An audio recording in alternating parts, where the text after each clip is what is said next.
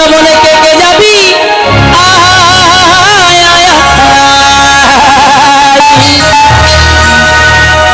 আমার রাধা রানীর প্রেমে ধ্বনি আই আমার রাধা রানীর প্রেমের ধ্বনি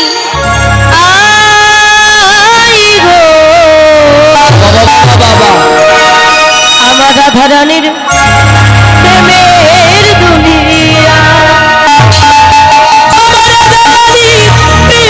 ধ্বনি কৃষ্ণ চলে এসেছে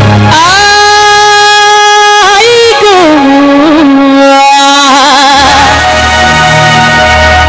আমার রাধা রানী প্রেমের দোলি বৃন্দাবনে বৃন্দাবনে বৃন্দাবনে যাবি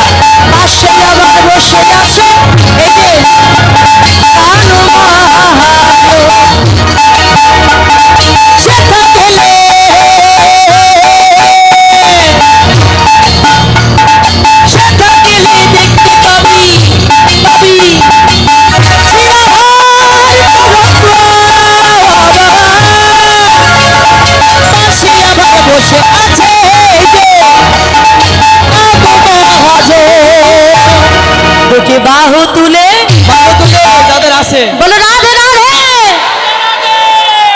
একটু জোর করে রাধে রাধে রাধে রাধে দুটি বাহু তুলে দুটি বাহু তুলে দুটি বাহু তুলে গোপীগণ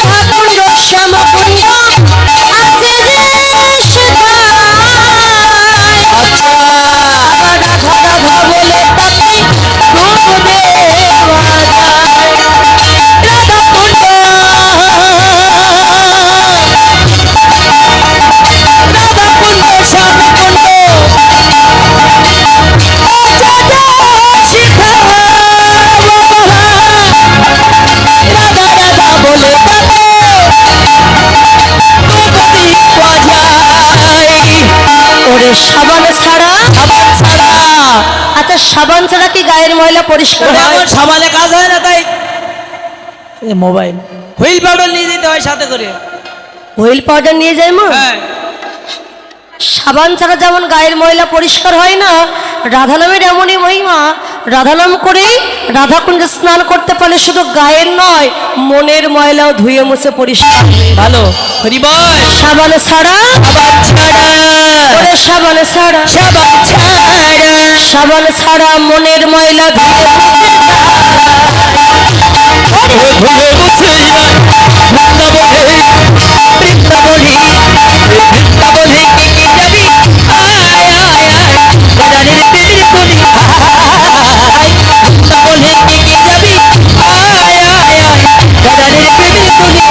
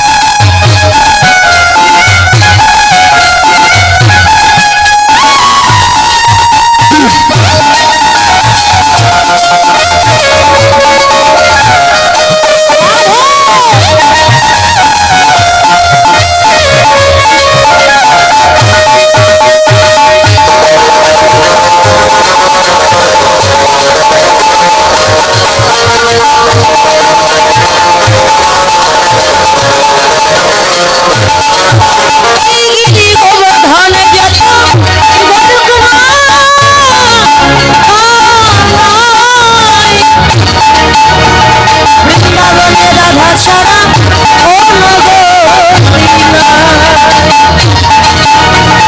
গিরি গোবর্ধন যত যত যত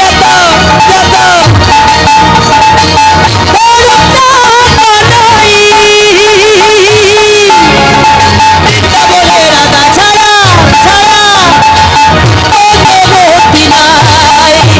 ওরে রাধে বলে রাধে বলে রাধে রাধে। রাধে রাধে।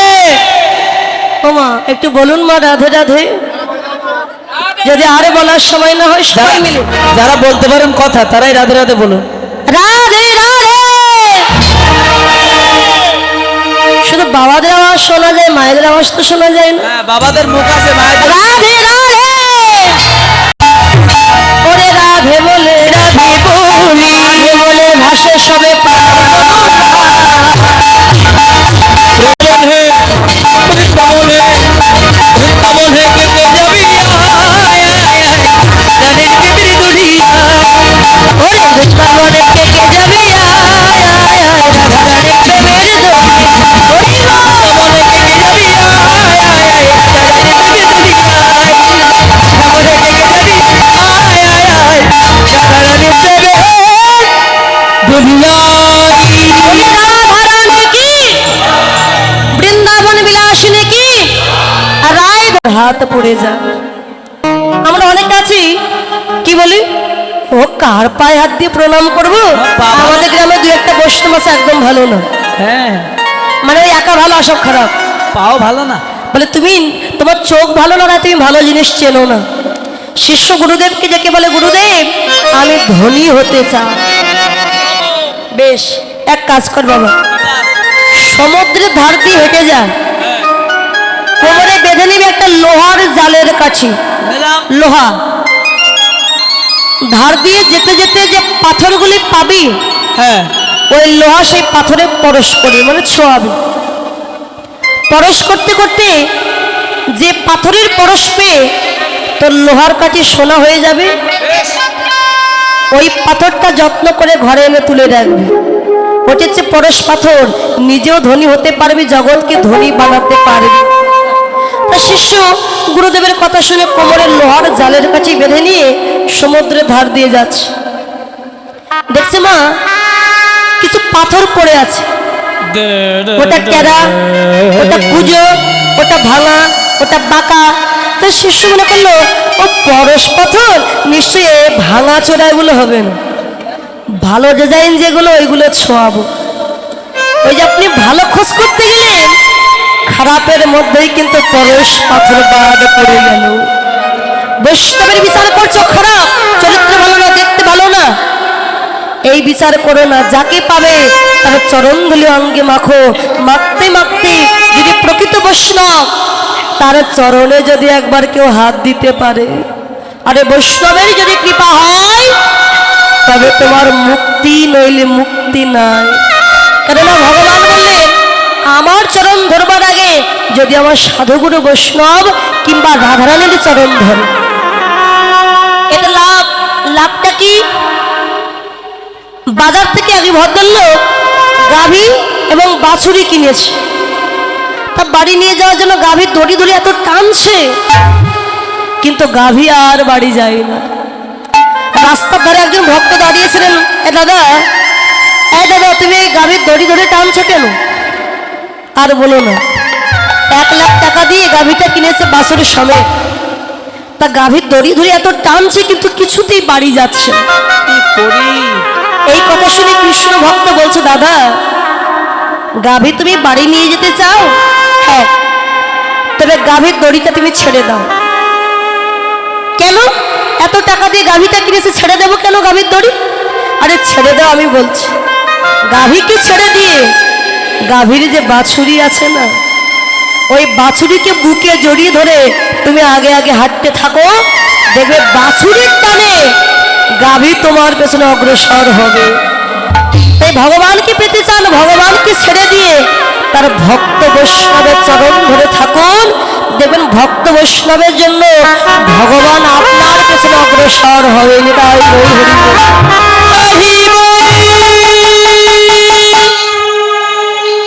তাই দেহের মধ্যে যে পাল আছে, পালগুলো ফিরাও। কি করে ফিরাবে? না ওই যে গুরুর কৃপা বলে দেহের পালগুলো ফিরে কৃষ্ণ ভজনে যায়। তাহলে কৃষ্ণ তো অনেক সখা ছিল, এর মধ্যে শ্রীদামকে বলছে, শ্রীদাম তুই পাল জড়ো কর। শ্রীদাম শব্দ অর্থ কি? শ্রী শব্দ সুন্দর, দাম শব্দ দেহ। এই যে 80 লক্ষ যদি ভ্রমণ করে 84 লক্ষ জনিতে সাধারণ মানব জন্ম আমরা পেয়েছি, এই দেহটা শিশুকাল আছে, যৌবনকাল আছে, বৃদ্ধকাল আছে। তবে শ্রীদাম সুন্দর দেহ হয় কখন? যৌবন বয়স। শিশুকালে কৃষ্ণ ভজে, কৃষ্ণ পাইবার আসে, যৌবনে কৃষ্ণ ভজে আসে কি না আসে, আর বৃদ্ধকালে কৃষ্ণ ভজে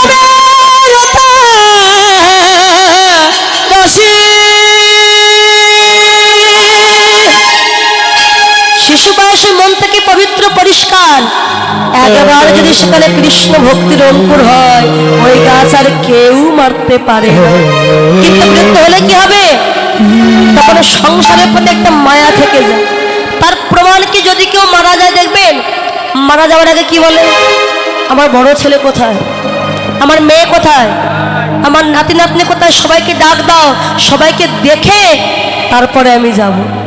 মানে এখনো মায়া, তখনও কৃষ্ণ নাম মনে নাই।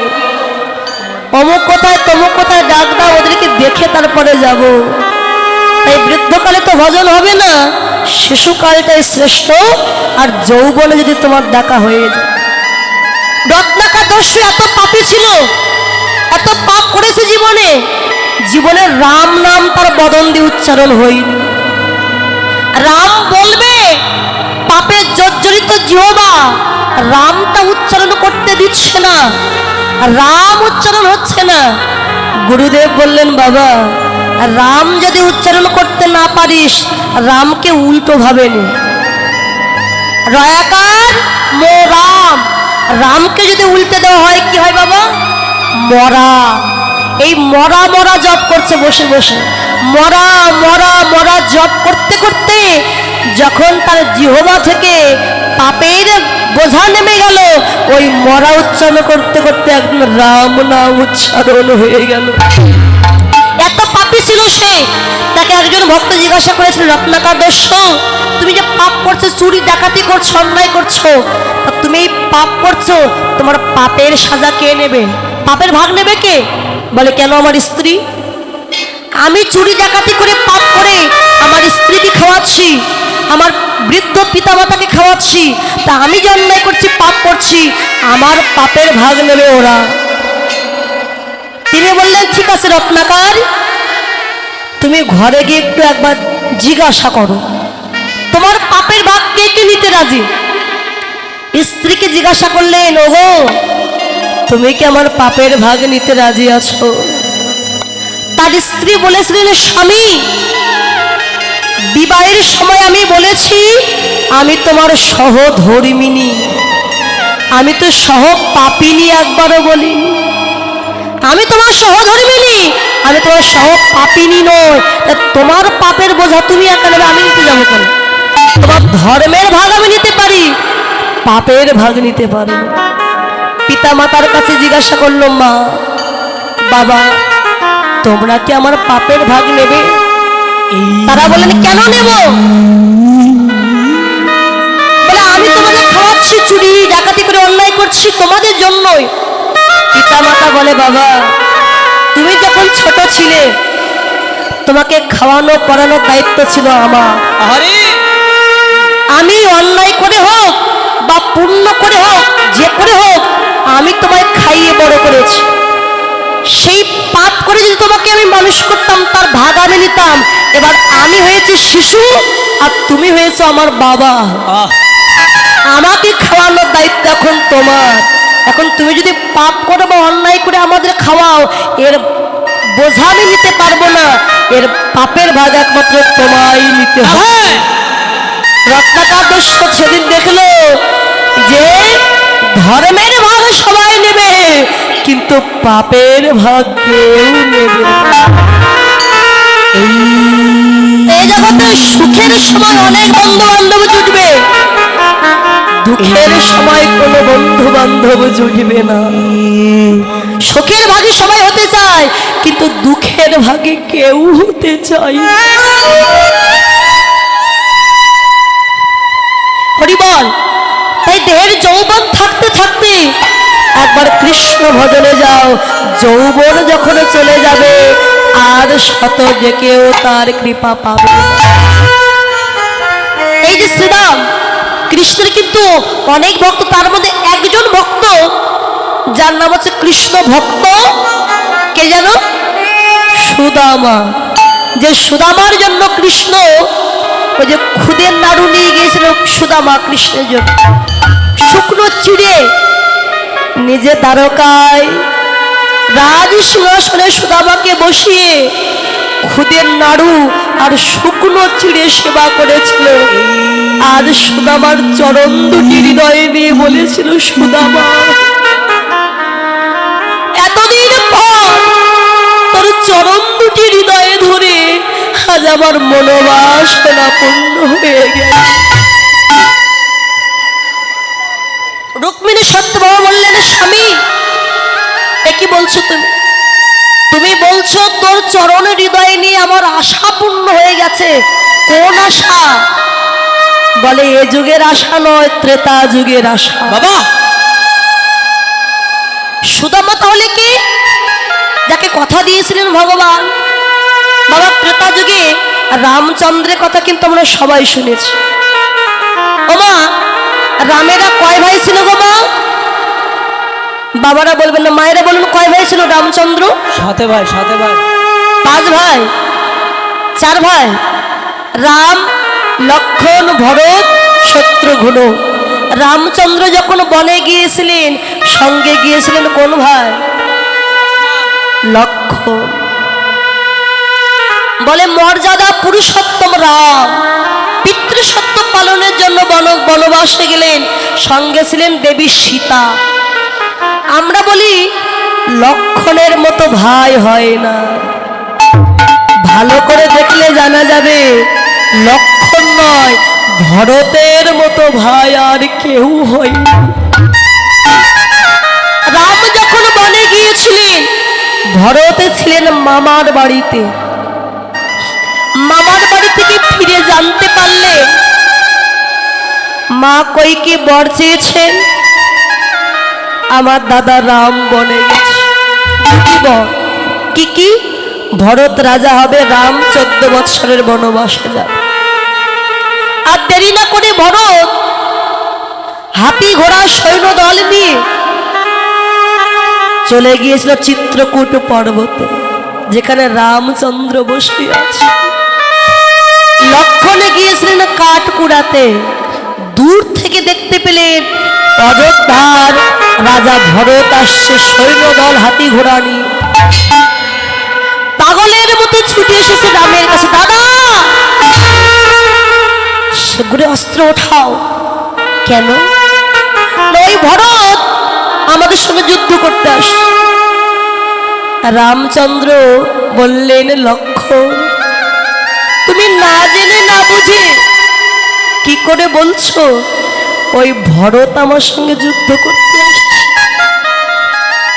দাদা সৈন্যদল হাতি ঘোড়া নিয়ে আসছে, নিশ্চয় ভালোবাসা দেখাতে আসছে না, যুদ্ধ করতে আসছে।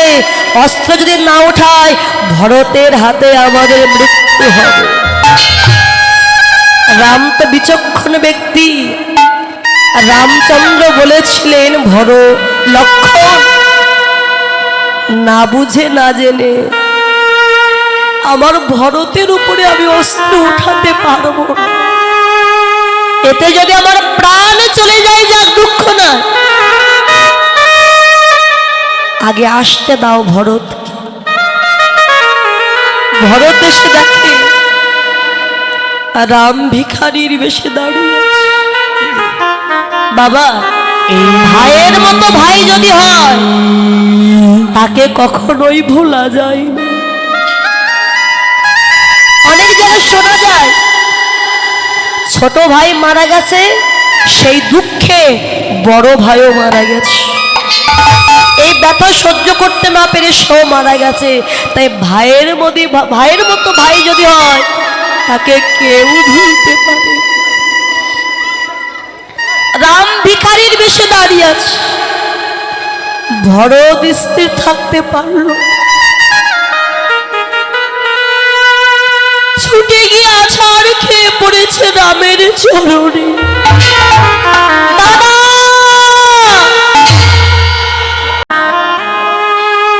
কেন তুমি বনে এসেছো? দাদা বলো কেন এসেছো? রামচন্দ্র বললেন, ভরত আগে বল তুই কেন এসেছিস? অযোধ্যা দিয়ে এসেছি, রাজ সিংহাসন দিয়ে এসেছি, কেন তুই বনে এলি? দাদা আমি কিছু চাইতে আসিনি, তোমার কাছে একটা প্রশ্নের উত্তর নিতে এসেছি। কি প্রশ্ন? দাদা আমার মা যে দুটি বর চেয়েছিলেন, বলো তো দেখি। আস্তে আস্তে মা, দুটি বরের মধ্যে আমার মা কোন বরটা আগে চেয়েছিল? প্রথম বর আমার পুত্র ভরত হবে অযোধ্যার রাজা, আর দ্বিতীয় বর রামকে 14 বৎসরের জন্য বনবাসে যেতে হবে। দাদা তুমি কি আমার মায়ের কথা রেখেছ? কেন? মায়ের কথা রাখবো বলেই তো বনে এসেছি। না দাদা তুমি আমার মায়ের কথা রাখোনি। আমার মা বলেছিলেন আগে আমার ভরত রাজা হবে প্রথম বর, তারপরে রামকে বনে যেতে হবে দ্বিতীয় বর। তাহলে মামার বাড়ি থেকে ফিরলাম না, আমি রাজা হলাম। আমি রাজা হওয়ার আগে তুমি কেন বনে এসেছো? দাদা তুমি জানতে আমি যদি আগেবার ফিরে আসি তোমাকে আমি বনে আসতে দেব না। তুমি বনে এসেছো তোমার নিজের স্বার্থের জন্য। তোমার স্বার্থ কি? ওই বনে কত ভক্ত বসে দিবানিশি নয়নের জলে রামচন্দ্র দেখা দাও, রামচন্দ্র দেখা দাও বলে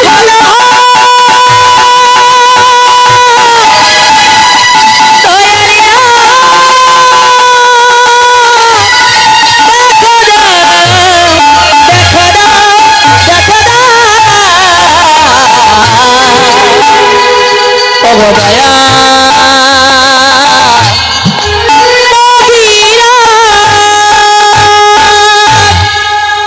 এসেছো ভক্তের আশা পূর্ণ করতে, আর তুমি মাঝখান থেকে আমার মাকে অপরাধী সাজিয়ে এলে।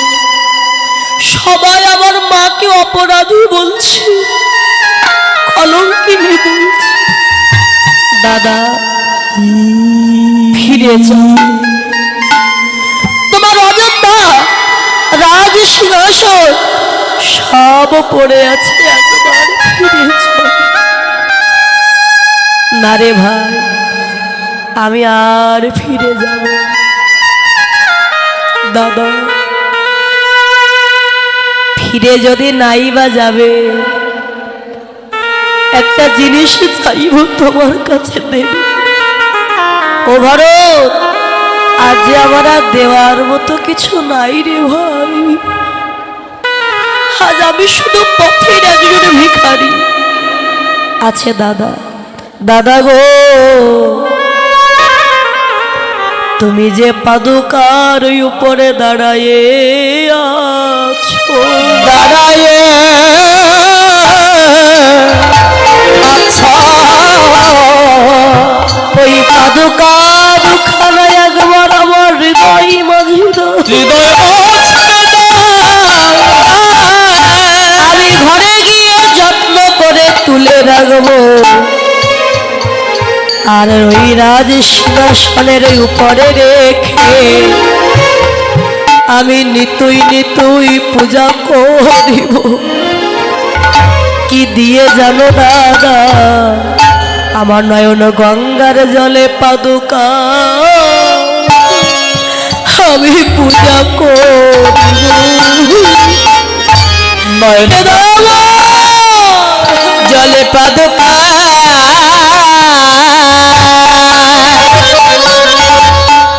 আমি পূজা করিব। নয়ন গঙ্গার জলে পাদুকা আমি পূজা করিব। দাদা গো, আমারই এমন ভাগ্য, আর হয় কি না হয়, নয়ন গঙ্গার জলে পাদুকা আমি পূজা করিব। আমার এমন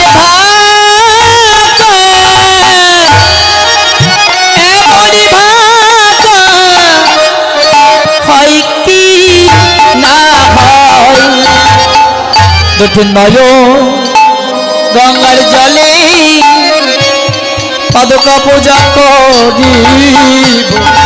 ভরত যখন পাদুকা বক্ষে নিয়ে কাঁদছি, রামচন্দ্র বললেন, ভাই ভরত রে,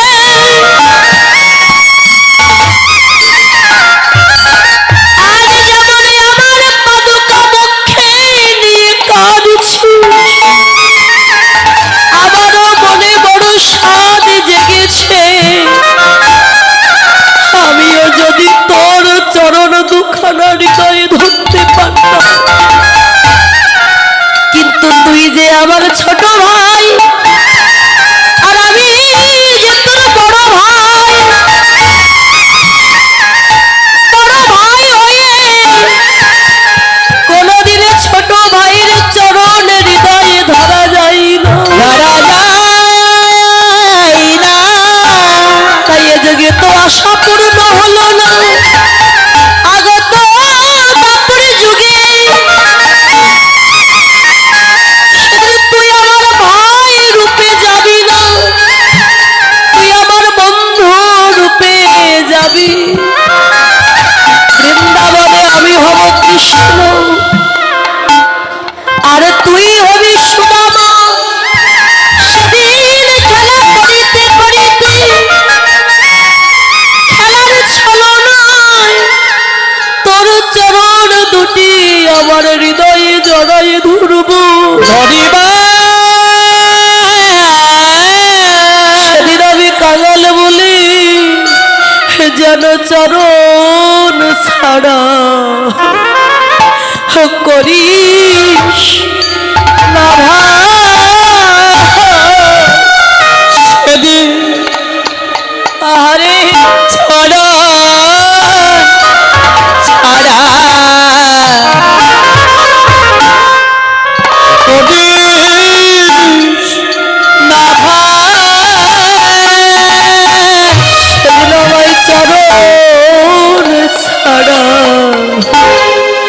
করি না ভাই চরণ ছাড়া আমায় করি নেভা তোর ওই চরণে তোর পাশে রাখি যেন চরণ ছাড়া করিস রে মা। তোর ওই চরণে আমায় একটু আশ্রয় দিল ভাই আমায় চরণ ছাড়া করিস নেভা তোর এই চরণে আমায় একটু আশ্রয় দিস ভাই, তোর চরণ ছাড়া করিস রে ভাই। যেন কাঙাল বলে দিস না ফেলে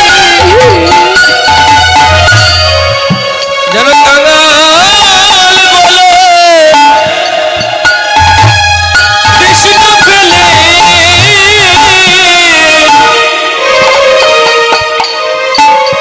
কাঙাল বলে আমার দিস না ফেলে। ওই চরণের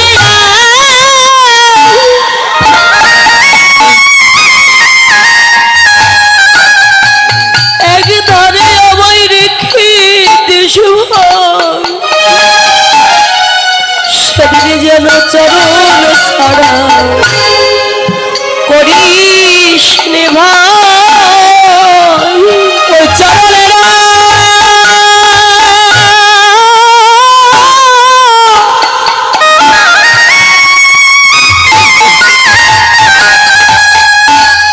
ধরে রেখে দিস ভাই রে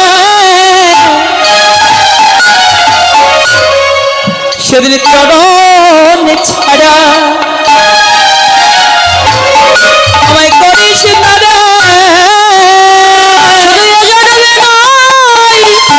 শুধু জন্মে নয় জন্মে জন্মে যেন চরণ ছাড়া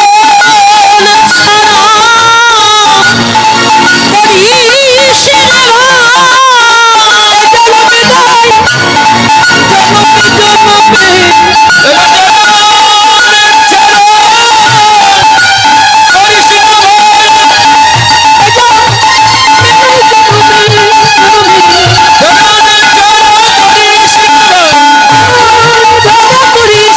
ভাই জন্মে নয়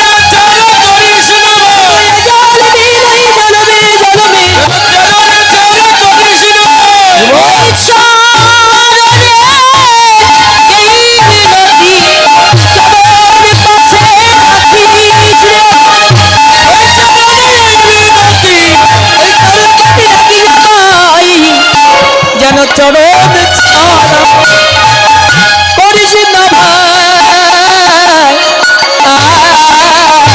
দাদা এই চরণ পাদুকা আমি নিয়ে যাচ্ছি আর কথা দিচ্ছি যে 14 বছর তুমি বনে থাকবে তুমি যে বেশে আছো এই 14 বছর আমিও এই বেশে থাকবো সেবা করব 14 বছর পূর্ণ হয়ে যদি একদিনও তুমি দেরি করো তোমার ভরত কিন্তু অগ্নিতে প্রবেশ করবে সেই ভক্তের আশা পূর্ণ করার জন্য ভগবান বললেন দাপরে আমি হব কৃষ্ণ তুই আমার ভাই হলে তো তোর চরণ ধরতে পারবো না তুই আমার বন্ধু হবি বন্ধুর চরণ ধরা যায় আমার বন্ধু হবি সেদিন তোর চরণ দুটি হৃদয়ে ধরে আমার মনোবাসনা পূর্ণ করব সেই ভক্তের ভগবান আজ সকালকে নিয়ে খেলা খেলছেন যমুনা পুলে আজ এই মাঠে আমাদের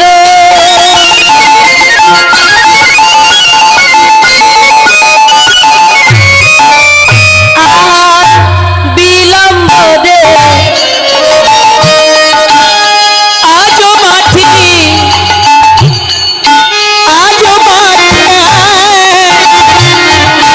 আমার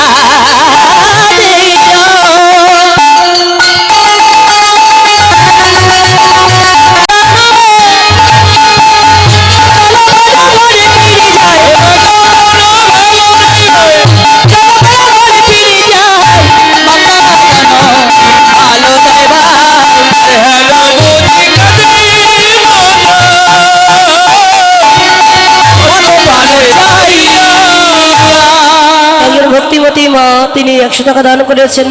পাঠাও, পৃথিবীতে গিয়ে আমি তোমার নাম গাইব। যেই না পৃথিবীতে এলাম, মায়ের মায়াই পড়ে গেলাম, সংসারের মায়াই পড়ে গেলাম।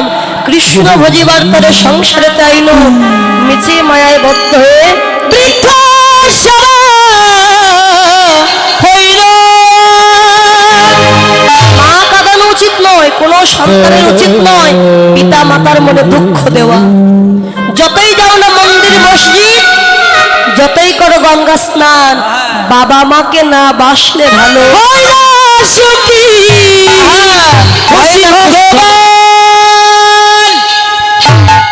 এই শোনো, মাতৃভ্যাং গুরু তরা পিতা উচ্চ গগনদেপী, আচ্ছা। মায়ের সমান গুরু নাহি ত্রিভুবনে। বাহ, দান কার্যে ব্রতপূর্ণ করো রাশি রাশি, পিতা মাতার চরণ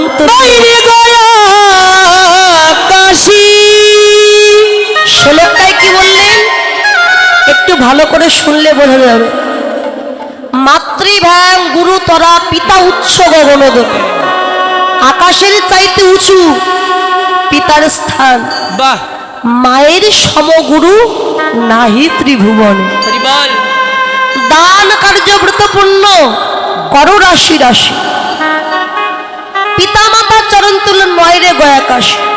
আমি বাবা মাকে খেতে দেই না, বৃদ্ধাশ্রমে রেখে এসেছি, আর দিন রাত বাবা মাকে ধরে মারছি, মায়ের চুলির মুঠি ধরে মারছি। আর কি করছে, বৃন্দাবনে গিয়ে আমি দান ধান করছি, মন্দিরে দান করছি, বাড়িতে বৈষ্ণব সেবা দিচ্ছি, কীর্তন শুনছি, কোনো লাভ হবে কি? পশু ছাড়া কিচ্ছু হবে না ওতে।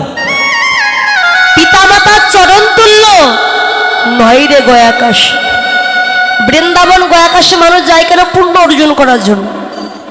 আমি বৃন্দাবন গয়াকাশে যাব না, বাড়িতে বসে পিতা মাতা শ্বশুর শাশুড়ি গুরুজনের চরণ সেবা করলে বৃন্দাবনে গেলে যে পুণ্য পাবেন, ঘরে বসে সেই পুণ্য লাভ করতে পারবে। ওমা, শাশুড়িকে সবাই ভালোবাসেন তো মা? ভালোবাসেন শাশুড়িকে? আচ্ছা, কে কে শাশুড়িকে ভালোবাসেন একটু হাত তুলুন দেখি। হাত তোলেন তো দেখি, হাত তোলেন। দেখুন বাবা, বলে হাত তুলে মরবো। আচ্ছা বাবারা, আপনারা বলেন তো, আপনারা শাশুড়িকে কে কে ভালোবাসেন? আচ্ছা, নিজের মাকে কে কে ভালোবাসেন দেখি? বাহ। আচ্ছা, মায়েদের বলছি এবার, শাশুড়ি নয়, নিজের মাকে কে কে ভালোবাসেন হাত তুলুন। তাও 5-6 জন উঠেছে। তাও তুলবে না, বলে হাত তুলবো না, আগে তো তুলিনি, এখন তুলে ধরা পড়ে যাব। হ্যাঁ, স্বামীর কাছে। দেখুন একটা কথা বলি, বলে তুমি তো বলছো তোমার মতো, তুমি কি সংসারে জ্বালা বোঝো? যার সংসারে জ্বালা সেই বোঝে। একদম। দেখুন, আপনি বলছেন আমার শাশুড়িকে আমি ভালোবাসি, কিন্তু আমার শাশুড়ি আমাকে দেখতে পায় না, দিন রাত ঝগড়া করে, অশান্তি করে, বকাঝকা করে। একটু ঘুমালে কি বলে, শুধু ঘুমাচ্ছে, একটু কাজ করে না। ঠিক আছে, আপনার শাশুড়ি আপনাকে বকছে, সব ঠিক আছে, আপনার শাশুড়ি খারাপ তাও মানল, কিন্তু শাশুড়ির জায়গায় যদি নিজের মা হতো, বল, মা যতই খারাপ হোক সন্তান ত্যাগ করতে পারে। শাশুড়ি খারাপ আছে ঠিক আছে, আপনার শাশুড়ি আপনাকে ভালোবাসে নাই বা বাসুক, আপনি তাকে সেবা করুন, সে অসুস্থ হলে তার দেখাশোনা করুন, আদর যত্ন করুন, ভক্তি শ্রদ্ধা করুন, দেখবেন আস্তে আস্তে ওই শাশুড়ি এত পরিবর্তন হয়ে যাবে, নিজের মেয়ের থেকে আপনাকে বেশি ভালোবাসে। হরি বল। আর যদি আপনি সেবা করার পরেও সে যদি আপনাকে ভালো না বাসে, দরকার নাই, বাসতে হবে না। এ জগতে তার কাছে সম্মান আপনি না পান দুঃখ নাই, কিন্তু পারমার্থিক জগতে ভগবানের কাছে আপনি সম্মান পাবেন। এবার শাশুড়িদের বলবো, এক হাতে কিন্তু কখন বাবা তালি বাজে না। শাশুড়িদেরও দোষ আছে, শুধু যে বৌমাদের একা তা কিন্তু নয়। শাশুড়িদের দোষ কি? একটা মেয়ে যখন বাবার বাড়ি থেকে রাজরানী হয়ে থাকে, কাজ করতে হয় না, শ্বশুর বাড়ি গিয়ে যখন কোনো কাজ না পারে, শাশুড়ি কি বলে, বাবা মা কিছু শিখিয়ে পাঠায়নি, শুধু দিন রাত খেয়েছো আর ঘুমিয়েছো, মোবাইল দেখা, কোনো কাজ করতে পারে না, শুধু ঘুমায়, অমুক করে তমুক করে। নিজের মেয়ে যখন কাজ না পারে, যদি শ্বশুর বাড়ি থেকে এসে মেয়ে বলে, মা আমি না এটা করতে পারিনি, শাশুড়ি আমাকে বকছে। তখন মা কি বলে, আয় মা আমি তোকে শিখিয়ে দিচ্ছি, আমি আমার করে শিখিয়ে দেবো, আর তোকে বকবে না তোর শাশুড়ি। নিজের মেয়েকে শিখিয়ে দেওয়া যায়, বৌমার বেলায় সেটা কেন করবেন না? বৌমার বেলায় তো হাতে ধরে শেখাও, সে তো আপনার মেয়ে, মেয়ের মতো আপনার ঘরে এসেছে, তাকেও শেখান। তাহলে ওই সংসারে অশান্তি হবে না, হয় মেনে নিতে হবে তাহলে মানিয়ে নিতে হবে। বল তাহলে অশান্তি ঝামেলা ঝগড়া কিছুই হবে না। কিন্তু যদি মেনে না নিতে পারেন, ঝগড়া অশান্তি থামবেই না। জয় রাধে। তাই পিতা মাতা চরণ তুল্য ভাই নয় রে গয়া কাশ। বল আমার মাকে কথা দিয়ে এসেছে সকাল সকালে ঘরে ফিরবো, চল আর দেরি করিস। বল রাম দাস কহে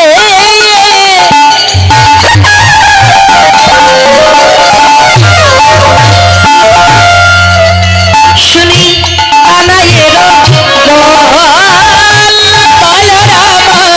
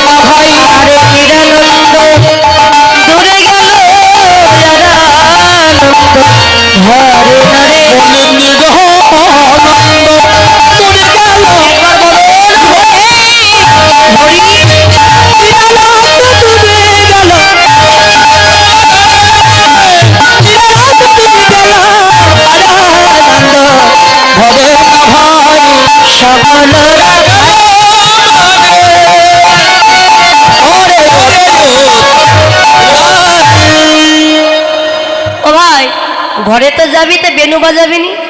এই যে বেনু নে, এনে নে আসে, তোমার হাতে আসে বেনু, ওই যে বেনু আমার, ওই যে বেনু। এইটা আরে বেনু না বাজলে ধেনু কেউ ফিরবে না, ফিরবে না।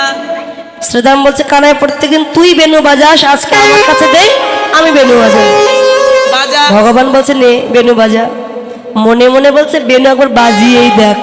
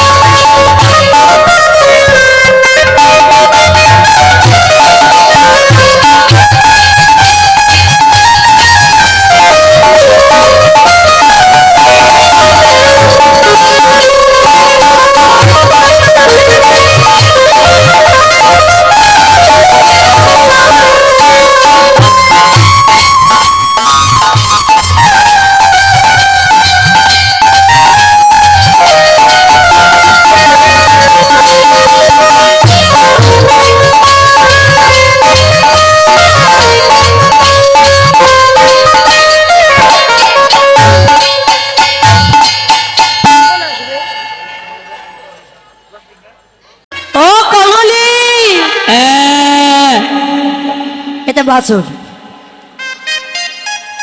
শুনিয়া কানড় বেনু ঊর্ধ্বমুখে আয় হইল, শুনিয়া কানড় বেনু ঊর্ধ্বমুখে রায় দিল, শুনিয়া কানড় বেনু ঊর্ধ্বমুখে রায় দিল, চবেলে পিঠের উপরে, চবেলে পিঠের উপরে, চবেলে পিঠের উপরে।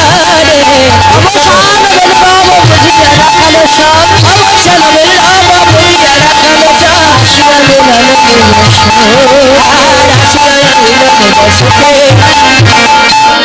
গোবিন্দের বেণুধ্বনি শ্রবণ করেছে ওই যে গাভীগণ। আপনারা কি শুনতে পেয়েছেন মা? পাশে শুনতে পেয়েছেন মা? বলে শোনার মতো কান্না হলে কি শোনা যাবে? এখনো সেই বৃন্দাবনে, এই যে মানিকগঞ্জে যার বাড়ি, যার নাম হচ্ছে ভবা পাগলা, মানিকগঞ্জের মাটি ধন্য যে ওনার মতো একজন সাধক এই মানিকগঞ্জের মাটিতে জন্ম নিয়েছে। তিনি একটা গান গেয়েছিলেন নাকি, এখনো সেই বৃন্দাবনে বাঁশি বাজে রে,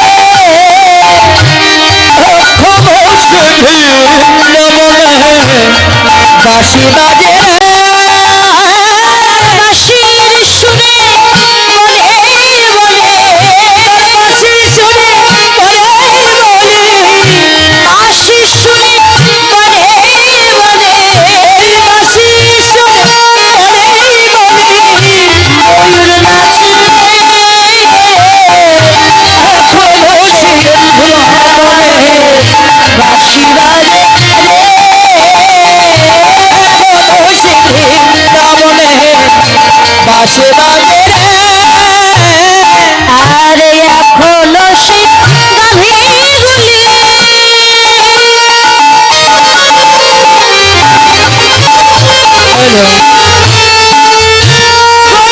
গোচারণে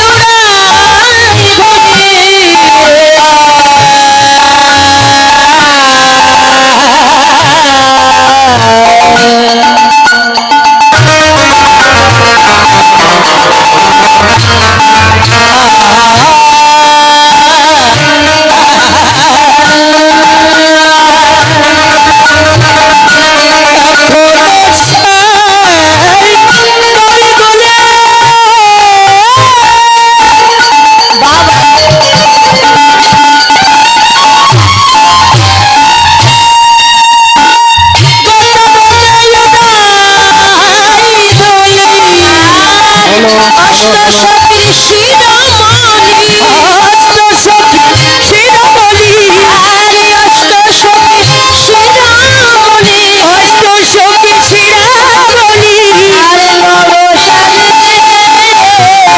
এখনো সে বৃন্দাবনে বাঁশি বাজে বাজে রে, এখনো সে বৃন্দাবনে বাঁশি বাজে রে।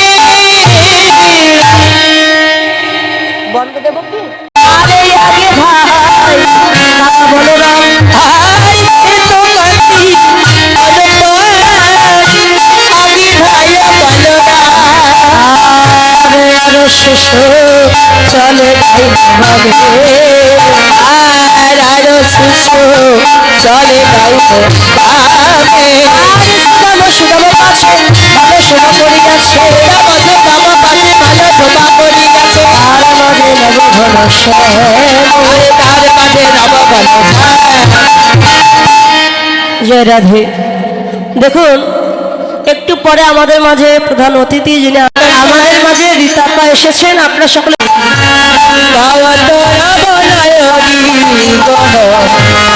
সুশোভন করতালি ওই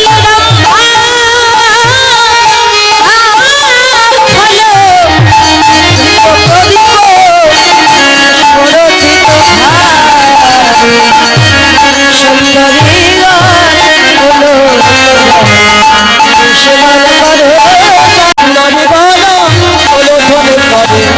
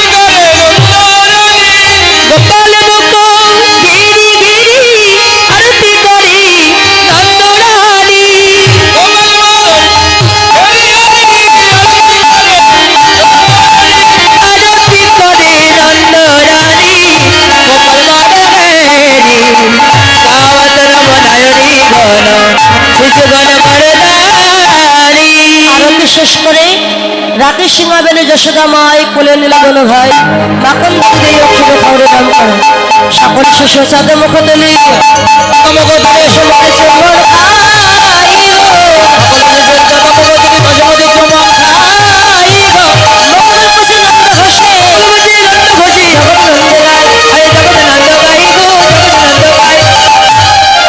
একটি মিষ্টি এনে গোপালকে সেবা দিয়ে দেন মা আজ যশোমতী মা ছিল সেবা দিতে লাগি ছেলে সবাই দিতে লাগি আজ মায়ের কোলে গোপাল